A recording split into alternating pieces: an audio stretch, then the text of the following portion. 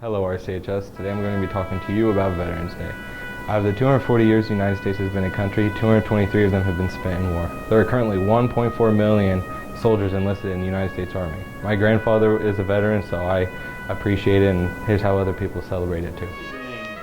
My name is Craig Hauser. I go by Jeff. Everyone knows me by Jeff. I was a W-1. I was a Warrant Officer 1, which is what you are when you get out of flight school and you're awarded your wings.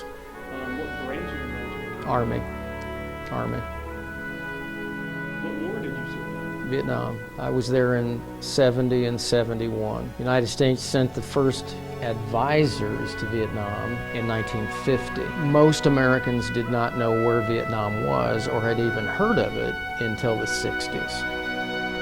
Veterans Day means a lot to me. As a social studies teacher, I spent a lot of time studying the war star history and understanding that the country we live in was not gotten freely. It was paid for by the sacrifices of all of our veterans. Both of my grandfathers fought and served in World War II, both in the Pacific, and I'm extremely proud of their sacrifice and of the sacrifice of veterans all across the country. I have 34 years of military service. Of those, about 3 were active duty. About 1 of those active duty years was Vietnam. So needless to say that is my biggest memory. I was just a kid I was 20 when I got there. But I was very immature for my age. Maybe still am. But I was 20 when I got there. I turned 21 while I was there. I know you guys feel like you're all grown up now, but to me, 20 is pretty young. So that culture shock of going and living in a third world country, that itself was a big shock. But then being involved in combat on a daily basis for about a year, I had a lot of friends that were lost over there. I had a lot of friends that were wounded over there. Traumatic year, for a young person. It was a traumatic year. I think it would have been different if I would have been in the Army for several years and was maybe in my mid or late 20s when I got there. Veterans Day for me is a day to remember all the people that have served in the military. My father was a World War II vet. He's passed on now, but he served in the South Pacific in the Marine Corps during World War II and was a radio operator who worked on the radios in the airplanes during World War II on the aircraft carrier. I have 2 brothers and a sister that have also been in the military.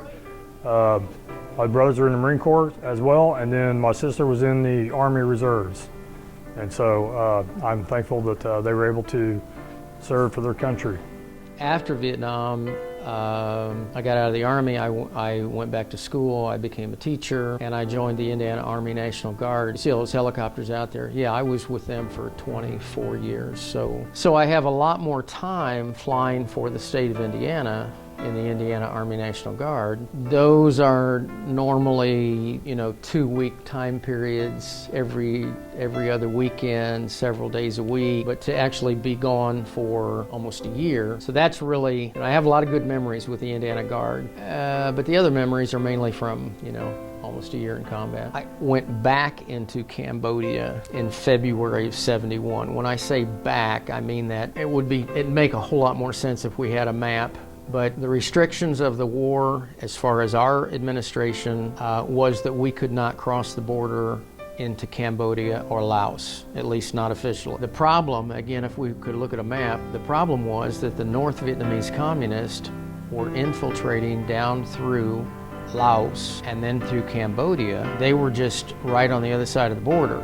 They would then come into South Vietnam, we would fight, they would run back across the border, and when we got back to the border, we had to stop. Officially, we could not cross the border. And so what they were doing is they were building up large concentrations of warehouses of supplies, and medical equipment, and soldiers that had come all the way down from North Vietnam. Instead of crossing into South Vietnam at the DMZ, they had jumped across into Laos, then come down the Ho Chi Minh Trail complex into Cambodia, and then they're just waiting a few miles across the border. So if the intent of the United States is to help the South Vietnamese defend themselves themselves and be in a position to take care of themselves, sort of like what happened with Korea, South Korea, then how can we conscientiously leave South Vietnam when we know that all these stockpiles of equipment and soldiers are just across the border? So Nick, what branch of the military you're interested in going into? I'm thinking Army is what I think, maybe National Guard, I don't know.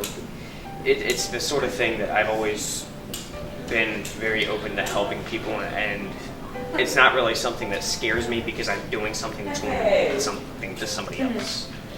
And that's just something that I would, it really means a lot to me. To the American people and to the press was that we have no United States ground forces in Cambodia, which was technically true, but all the aviation was American. So all of these helicopters and all of these helicopter air crews, they're all American, and we're flying South Vietnamese soldiers, and they're not as good. And if you're flying scouts like I did, you're gonna get shot down. If you're in Cambodia and you don't get picked up in the first hour, you're on your own. Not that our guys will stop looking for you, but you're on your own. I had several friends that were picked up one of my friends was shot down, and I think they were on the ground maybe 8 minutes before they got picked up. But they were in an area where they could be seen. In my crash, it appeared that we were all dead. I was on a low-level reconnaissance mission in Cambodia, several miles across the border. In fact, further in Cambodia than we'd ever been. And on this mission, I was shot down, and that resulted in me being on the ground for 4 days. I was shot down on the 10th of March, 1971, and I walked out of the jungle on the 13th of March. So 4 days and 3 very long nights in the jungle. My observer in the left seat was not a pilot. He was an enlisted observer. He was killed in the crash. And my door gunner sitting behind me on the right side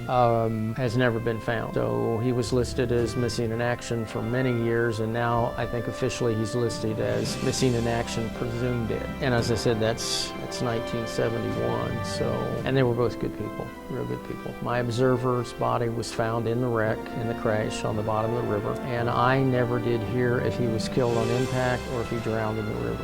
He was still fastened in the seat of the aircraft. But we got hit by a small rocket, and immediately I lost power, and I heard like a boom out to the right side. I thought it was to the right side. And I looked way out to the right, and I saw this little puff of smoke out there. And then the next thing that happened is it hit the aircraft. And we just a big shudder in the aircraft. Looked back at the instrument panel, and all the warning lights are coming on, engine out light on, and I could hear the transmission winding down. And we impacted the high trees above a riverbank, and then the aircraft, we were on fire on the way down, but it exploded on impact, and then what was left of the aircraft fell into the river and sank. Okay, so Kiana, how many people do you know that are in the military? My boyfriend and the people that are at his base. Okay, so what branch of the military is he in? He's in the Marines. Okay, how long has he been serving in the military? Over a year. Gotcha. How important is Veterans Day to you? It's really important to me. With a boyfriend being in the military, it's kind of hard with him being gone a lot. And I think it's important that we support people in the military because they are fighting for our country, and yeah. So my mind was trying to catch up with, I'm still back we just got shot, and now I'm drowning on the bottom of the river. So it was hard for me to mentally catch up with where we are now, I need to be out ahead and thinking what's going on. And I'm still back yet they shot at me. Because of the way we went down, because of the aircraft exploding and sinking in the river, the other helicopters that were with me, way, way high above me, one of them, the attack helicopter, came down low many times down the river valley looking for us and couldn't find anything. The jungle was on fire, the river was on fire, everything was on fire, there was no helicopter, and so after several passes looking for us, they gave us up. And once they gave us up, then I knew what was next. They're gonna blow everything up here. And they did. They immediately radioed back that they had lost me, and that means that our other aircraft scrambled to get to the wreck site as soon as possible. And so several Cobra gunships, we didn't have the Apache yet, that came later. Several Cobra gunships got in a daisy chain, and they just started putting all their rockets right into where this happened. And they're waiting on the Air Force to show up. They put 3 airstrikes in on top of it, 2 on the north side of the river and 1 on the south. And when I realized that they thought we were all dead, of course I know what the program is, so I know what's going to happen next. So I moved deeper and deeper into the jungle and hid, and I sat there and watched the airstrikes go in. Had I sat there waiting to be picked up, I would have been killed by our own guys, especially by the Air Force. So Kaylin, before Andre started filming this, you decided that you told me that you had members of your family that are in the military. How important is Veterans Day to you? Veterans Day is pretty important to my family because my papa served in the Air Force for a long time. I have a cousin who's in the Navy. So I have a lot of past family. So we like to celebrate it. So that started a 4-day trip walking through the jungle. I didn't eat anything the whole time I was out there. I found some, I don't know if it'd be considered fruit, but after 4 days I was not so hungry that I was willing to eat something that I didn't know what it was, you know. I mean, everything over there in that country will either stab you, stick you, or bite you, you know. So I wasn't willing to eat something that I didn't know what it was. And the other thing was, I lost almost all my survival equipment, lost my M16, all my ammunition. I had a pistol, but I didn't want to fire it because the only people on the ground are bad guys. So if I give away my position, you know, so I had a 38 Smith & Wesson, 38 Model 10 Smith & Wesson, and I had maybe about 30 rounds of ammunition. And I had a knife. I had a Buck Hunter folding knife, folding blade. I had a compass.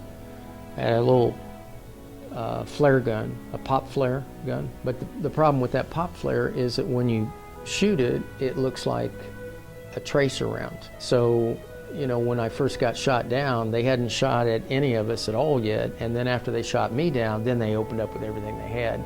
So when the Cobra was coming down the river valley looking for us, the sky was filled with tracers, and if I would have fired that pop flare, he probably wouldn't have even seen it. Or if he had, he would have thought it was another tracer. You know, tracers are usually, well, American tracers are red. Bad guy tracers are usually blue or green. But you know how that is. Every 5th bullet is a tracer, so you can see where your bullets are going. It's every 5th one. So yeah, the sky was all lit up with all these different colors of tracers and stuff. And Nick, how you doing? I'm good, how are you? I'm good. How important is Veterans Day to you? You know, Veterans Day is really important to me because we're honoring the people who served our country. And I just think it's a good day to thank them for all they do. But, see, you can do without food for a while, you know. Water was the big problem. This was the dry season. And other than the river that I crashed in, all of the little intermittent streams, like Hodges Branch, you know, that look like Hodges Branch or anything like that, they're all dried up. So water was a real problem. I seemed to find a little bit of water about every day or so. Usually just some stagnant little pool in the bottom of a dried up stream somewhere. But that got me through. I also ended up getting malaria later because of the exposure, but I was out of the bush by then. Hang on a second. Okay, so how important is Veterans Day to you? It's really important because I have a brother-in-law that's in the Air Force, and my grandpa, he served in the military too. How do you celebrate Veterans Day, and what does it mean to you? Knowing, with all that being said, obviously you have a great deal of experience with it, so what is it? Yeah, it's important to me that people attempt to understand, but I fully understand that unless you've been there and served, you can't understand. You know, veterans don't want sympathy, we would just like understanding. You can't imagine the sacrifices that have been made. You know, I mean, I came back, I'm relatively sane. I got burned in the crash. I was blind in one eye, and I had a laceration on the lens of the other eye. So one eye I couldn't see out of at all, and the other eye I had to walk around like this so that I could look out of the bottom of the eye. But that all healed eventually. The burns healed. I didn't have any broken bones. I don't know how you do that. I hit the trees at 80 knots. So 80 knots is 92 miles an hour. Aircraft exploded on an impact, sank into the river. Now how do you walk away from that? But I lost 2 guys. So, you know, I know there is a God. And I did a lot of praying while I was out there. But I don't know how you know.